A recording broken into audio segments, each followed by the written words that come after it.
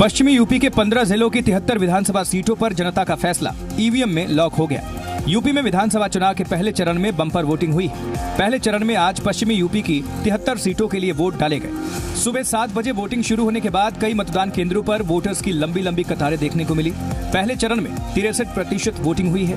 गौतम बुद्ध नगर में 59.8% वोटिंग हुई। इसी तरह गाजियाबाद में 57, हापुड़ में 69.8, फिरोजाबाद में 63, आगरा में 63.94, मथुरा में 68.3, मुजफ्फरनगर में 65, बुलंदशहर में 63.94, शामली में 62, अलीगढ़ में 65, मेरठ में 65, बागपत में 67, एटा में 68, कासगंज में 64 और हाथरस में 61% मतदान हुआ। यूपी का ये जो प्रथम चरण का चुनाव है, ये एक टोन सेट करता है आने वाले फेजेस के लिए, 6 फेजेस के लिए।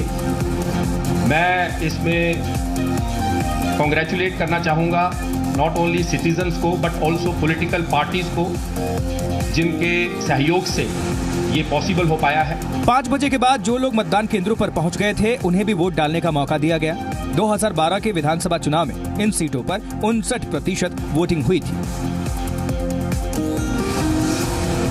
यूपी चुनाव के पहले चरण में आज कई दिग्गजों की किस्मत ईवीएम मशीन में कैद हो गई। पहले फेज में नोएडा से गृह मंत्री राजनाथ सिंह के बेटे पंकज सिंह, सरधना से संगीत सोम, मथुरा से श्रीकांत शर्मा, मेरठ से हाफिज इमाम याकूब समेत कई नेता मैदान में हैं। सभी को अपनी जीत का भरोसा है। देखिए, लोकतंत्र का पर्व है और उत्सव की तरह लोकतंत्र में चुनाव को लोग मानते हैं। परिवर्तन है, बदलाव का ये चुनाव है और ये बीजेपी का नहीं बल्कि ये उत्तर प्रदेश की जनता का चुनाव है। जनता बदलाव चाहती है, लोग सुशासन चाहते हैं, विकास चाहते हैं। तो मैं समझता हूं कि अब की बार जो माननीय मुख्यमंत्री जी की काम है और जो डेवलपमेंट हुआ है, उसके आधार पर जो नौजवानों में, हर वर्ग में, हर जाति में जो सरकार का, हमारी का उत्साह है, क्रेज है और सरकार के प्रति जो लगाव है, झुकाव है, मजदूरों का, किसानों का, सारे वर्गों का, उससे हमें ऐसा प्रतीत होता है कि अब की बार हमको फतेहाबाद सीट समाजवादी पार्टी से जीतने से कोई रोक नहीं सकता है। कुछ जगहों पर छिटपुट घटनाओं के साथ मतदान शांतिपूर्ण रहा। इस दौरान मेरठ के सरधना से बीजेपी प्रत्याशी संगीत सोम के भाई गगन सोम को पोलिंग बूथ में पिस्तौल ले जाने पर पुलिस ने हिरासत में लिया है। पहले फेज में 73 सीटों के लिए 168 उम्मीदवार आपराधिक छवि वाले नेता हैं। फिरोजाबाद की 5 विधानसभाओं की सीट के लिए 17 लाख मतदाताओं ने 58 प्रत्याशियों की किस्मत का फैसला किया है और अब 58 प्रत्याशियों की किस्मत इस ईवीएम में कैद हो गई है और जिसका खुलासा 11 मार्च को होगा कि आखिर कौन सा प्रत्याशी जीतेगा, कौन सा प्रत्याशी हारेगा। लेकिन जिस तरीके से ये पूरा मतदान हुआ, इस बार चुनाव आयोग ने पुरजोर कोशिश की थी कि जबरदस्त मतदान हो और उसका असर भी साफ तौर पर देखने को मिला है और इस बार लगभग 60% से ऊपर वोटिंग हुई है, जो अपने आप में बेहद ही सकारात्मक है। और अब वोटिंग खत्म हो चुकी है, ईवीएम को सील होने का काम शुरू हो गया और ईवीएम सील होकर के अब स्ट्रांग रूम में रख दी जाएगी और उसके बाद जब 7 चरण के चुनाव हो जाएंगे, उसके बाद जो मतदान के नतीजे आएंगे वो यहाँ के 58 प्रत्याशियों की किस्मत का फैसला करेंगे। और सबसे बड़ी बात यह है कि तमाम बड़े बड़े दिग्गज हैं जिनको जनता तय करेगी कि आखिर कौन उन पर राज करेगा या कौन उनके इशारे पर चलेगा। यूपी के 73 विधानसभा सीटों पर एक तरफ आज मतदान जारी था तो दूसरी ओर यूपी और उत्तराखंड में रैलियों का सैलाब। उत्तराखंड के रुद्रपुर में चुनावी सभा को संबोधित करते हुए प्रधानमंत्री मोदी ने कहा कि मेरी लड़ाई भ्रष्टाचार के खिलाफ है। चाहे मेरा कोई कितना भी मजाक उड़ा ले, मैं उससे लड़ता रहूंगा। मेरे लिए ये पूरा क्षेत्र सिर्फ चुनाव का मैदान नहीं है। मेरे लिए क्षेत्र इस पूरे विस्तार के आर्थिक विकास की ये महत्वपूर्ण ऊर्जा भूमि है। ये हमारी देवभूमि को भ्रष्टाचार से मुक्त करना है कि नहीं करना है? भ्रष्टाचार से मुक्त करना है कि नहीं करना है? हरदार टैक्स से मुक्त करना है कि नहीं करना है? कानून का राज चाहिए कि नहीं चाहिए? ईमानदारी का राज चाहिए कि नहीं चाहिए? और इसलिए मेरे प्यारे भाइयों बहनों, मैं आपसे आग्रह करने आया हूं, इस देवभूमि को आगे बढ़ाना है। रुद्रपुर में पीएम ने सूबे की कांग्रेस सरकार पर जमकर हमला बोला और याद दिलाया कि उत्तराखंड के निर्माण से लेकर उसके विकास तक के लिए बीजेपी कितनी संकल्पित रही है। इससे पहले यूपी के बदायूं में आज पीएम मोदी ने परिवर्तन संकल्प रैली को संबोधित किया। पीएम मोदी ने उत्तर प्रदेश के बदायूं में आज एक रैली को संबोधित कर एसपी और बीएसपी पर जमकर हमला बोला। पीएम ने कहा कि बदायूं तो वीआईपी है क्योंकि ये तो मुलायम मायावती का कार्य क्षेत्र रहा है। पीएम मोदी ने कहा कि वीआईपी जिला होने के बावजूद पिछड़ा हुआ है। बदायूं का नाम 100 पिछड़े हुए जिलों में है। सबसे बुरे जिले में से एक जिला बदायूं हो गया है। बदायूं की जनता ने जिसे अपना आशीर्वाद दिया, उसने इस जिले का क्या हाल बना दिया।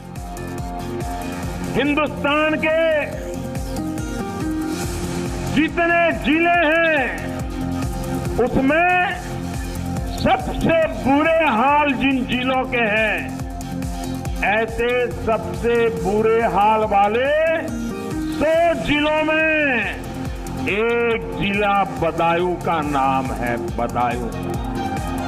पीएम ने कहा कि अखिलेश बोलते हैं कि यूपी में काम बोलता है, जबकि बच्चा बच्चा जानता है कि अखिलेश का काम नहीं कारनामे बोलते हैं। यहाँ अखिलेश के चहेते विधायक हैं। उन्होंने अपनी पार्टी पर ही आरोप लगाया कि अवैध खनन बिजली में भ्रष्टाचार करते हैं। जो लोग मायावती को सबसे प्रिय थे, मायावती जी के सबसे निकट थे, जिन अफसरों पर भ्रष्टाचार के गंभीर आरोप लगे थे, अखिलेश जी ने आते ही 2-4 महीने तो सारा ड्रामा किया, बाद में उन्हीं भ्रष्ट लोगों को उससे भी अच्छे पद पर बिठा करके पहले से 10 गुना भ्रष्टाचार करने के दरवाजे खोल दिए। भाइयों बहनों, पीएम ने कहा कि काशी और यूपी के आशीर्वाद से वो प्रधानमंत्री बने और केंद्र में स्थिर सरकार बनी। अगर यूपी में भी बीजेपी की सरकार बनती है तो वो गरीब, वंचित, शोषित के लिए काम करेंगे। अखिलेश यादव और राहुल गांधी ने आज लखनऊ में गठबंधन का 10 सूत्री कॉमन मिनिमम प्रोग्राम जारी किया। कांग्रेस और समाजवादी पार्टी गठबंधन ने यूपी में सरकार बनने पर किसानों के लिए सस्ती बिजली, युवाओं के लिए स्मार्टफोन, 9वीं से 12वीं के सभी मेधावी छात्रों को मुफ्त साइकिल देने जैसे वादे किए हैं।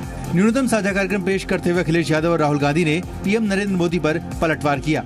बहुत ज्यादा इमोशनल और बहुत ज्यादा गुस्सा होने की जरूरत नहीं है। इमोशनल होना, गुस्सा होना कहीं न कहीं ये बता रहा है कि जमीन सरक गई है। कि नरेंद्र मोदी जी को जन्मपत्री पढ़नी अच्छी लगती है, गूगल सर्च करना अच्छा लगता है और लोगों के बाथरूम में झांकना अच्छा लगता है। गठबंधन के 10 सूत्री कॉमन मिनिमम प्रोग्राम में 1 करोड़ गरीब परिवारों को 1000 रुपए मासिक पेंशन, पुलिस का आधुनिकीकरण और डायल 100 योजना का विस्तार समेत कई वादे शामिल हैं। एसपी कांग्रेस गठबंधन ने जहां अपना 10 सूत्री कॉमन मिनिमम प्रोग्राम जारी कर तमाम विपक्षी पार्टियों से खुद को बेहतर बताया, वहीं विपक्ष ने गठबंधन को लेकर खूब चुटकी ली। बीएसपी ने राहुल गांधी और अखिलेश के 10 सूत्री एजेंडे को ड्रामा बताया है। बीजेपी ने कहा कि जनता सुरक्षित नहीं, इसका जवाब कौन देगा।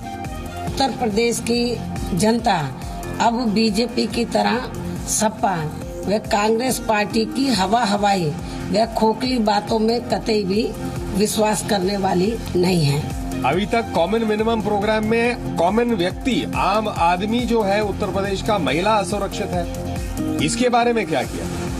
5 साल में बढ़ा है। आप अगर आंकड़े देखें, 93 लाख ऐसे क्राइम हुए हैं पूरे उत्तर प्रदेश में। औसत 45 महिलाओं के साथ या तो अटेम्प्ट टू रेप है या रेप होता है। अखिलेश ने कहा कि विपक्षी एसपी कांग्रेस गठबंधन से डर रहे हैं, वो इसे कुनबों की सरकार बता रहे हैं। यही वजह है कि अब पत्थर वाली सरकार भी विकास की बात करने लगी है। बाहुबली नेता अतीक अहमद को उत्तर प्रदेश पुलिस ने गिरफ्तार कर लिया है। इससे पहले इलाहाबाद हाईकोर्ट ने पुलिस को फटकार लगाते हुए कहा था कि अतीक अहमद और उनके साथियों को जल्द गिरफ्तार किया जाए। अतीक अहमद ने 2 छात्रों को बहाल किए जाने का दबाव बनाने के लिए इलाहाबाद की शैट्स एग्रीकल्चर डीम्ड यूनिवर्सिटी में धावा बोला था। अतीक पर आरोप है कि उन्होंने प्रोफेसर और अन्य अधिकारियों के साथ मारपीट की और सरेआम हथियारों का प्रदर्शन किया। घटना की कुछ तस्वीरें कैंपस में लगे सीसीटीवी कैमरे में भी कैद हो गई थी। कोर्ट ने उनका फटकार लगाते हुए कहा कि आपने अब तक गिरफ्तारी क्यों नहीं की है और अतीक अहमद को गिरफ्तार किया जाए और इस मामले की मॉनिटरिंग हाईकोर्ट खुद करेगा और सभी मुकदमे से संबंधित जितने भी पेपर हैं उनकी डायरी है उसको तलब करते हुए 13 तारीख की तिथि निश्चित की गई है। साथ ही साथ लोअर कोर्ट जहां की अतीक अहमद की तरफ से समर्पण प्रार्थना पत्र दिया गया है उसको भी निर्देशित किया है कि चूंकि मामला यहाँ उच्च न्यायालय के संज्ञान में आ गया है और उच्च न्यायालय में लंबित है, लिहाजा मजिस्ट्रेट कोर्ट भी अतीक अहमद के सरेंडर करने पर या जमानत की प्रार्थना पत्र देने पर उसका कोई डिस्पोजल नहीं करेंगे। अतीक बाहुबली नेता माने जाते हैं। अखिलेश यादव ने पार्टी की कमान संभालने के बाद अतीक अहमद का टिकट काट दिया था। इससे पहले मुलायम गुट ने उन्हें कानपुर कैंट से टिकट दिया था। अतीक इस बार विधानसभा चुनाव नहीं लड़ रहे हैं। तमिलनाडु में सरकार बनाने का दावा पेश कर चुकी शशिकला आज राज्यपाल से मिलकर बहुमत साबित करने की कोशिश करेंगी। तमिलनाडु में सरकार बनाने का दावा पेश कर चुकी शशिकला राज्यपाल सी विद्यासागर से मिलकर ये साबित करने की कोशिश करेंगी कि उनके पास बहुमत है। शशिकला ने राज्यपाल को पत्र लिखकर AIADMK के सभी समर्थित विधायकों के साथ मुलाकात करने का वक्त मांगा है। तमिलनाडु में बरकरार सत्ता गतिरोध के बीच शशिकला विधायकों की परेड कराकर जल्द से जल्द मुख्यमंत्री की कुर्सी तक पहुंचना चाहती हैं। दूसरी तरफ तमिलनाडु के कार्यवाहक मुख्यमंत्री पनीरसेल्वम की अगुवाई में AIADMK के बागी नेता भी लामबंद हो रहे हैं। आज पार्टी के कृष्णगिरी से सांसद अशोक कुमार और नमक्कल से सांसद PR सुंदरम ने भी पनीरसेल्वम से मुलाकात की। तमिलनाडु सरकार में शिक्षा मंत्री के पंडिया राजन भी बागी हो गए हैं। पंडिया राजन ने पनीरसेल्वम का समर्थन करने का ऐलान किया है। अभी तक राजभवन से मुलाकात के समय को लेकर कोई सूचना नहीं मिल पाई है। बिहार में BSSC पेपर लीक मामले में गिरफ्तार 4 छात्रों को पटना SIT ने रिमांड पर लिया है। चारों छात्र हाजीपुर में अलग अलग एग्जाम सेंटर से पकड़े गए हैं। इस मामले में BSSC के सचिव परमेश्वर राम समेत 8 लोगों को गिरफ्तार किया गया है। परमेश्वर राम और डाटा एंट्री ऑपरेटर को 14 दिन की न्यायिक हिरासत पर भेज दिया गया है। RJD के विधायक भाई वीरेंद्र ने अपनी सरकार पर सवाल खड़े कर दिए हैं। और कहीं न कहीं साजिश है इसमें और उसमें और कई लोग शामिल हैं। जो जांच करने वाले लोग हैं वो भी उसमें कहीं न कहीं नजर आ रहे हैं। RJD अध्यक्ष लालू यादव ने कहा कि इस मामले में जो भी दोषी होगा उस पर कार्रवाई की जाएगी। बीजेपी नेता गिरिराज सिंह ने कहा कि सरकार में बड़े नेताओं के संरक्षण के बिना पेपर लीक संभव नहीं है। तो उसकी जांच हो रही है, सीनियर SP जांच कर रहे हैं और सब टीम है, सब पकड़ाएगा। जो पकड़ा रख रहे उसको, अच्छा कोई हो तो उसको पकड़ो ना। जब नीतीश कुमार सत्ता के लिए सब आंख पे पट्टी बांध लिया है और खुली छूट दे रखा है तो इस सत्ता के बगैर थोड़े ही हो रहा। आपको बता दें कि 24 बैंक खातों में 50 लाख के लेन देन का खुलासा हुआ था। इस मामले में 60 से ज्यादा लोगों को आरोपी बनाया गया। BSSC के सचिव समेत 8 को गिरफ्तार किया गया। जानकारी के मुताबिक गिरफ्तार किए गए लोगों में कुछ निजी स्कूल और कोचिंग संस्थान चलाते हैं। 5 फरवरी को BSSC का पेपर लीक हो गया था। बाद में नीतीश कुमार ने BSSC की परीक्षा रद्द कर दी थी।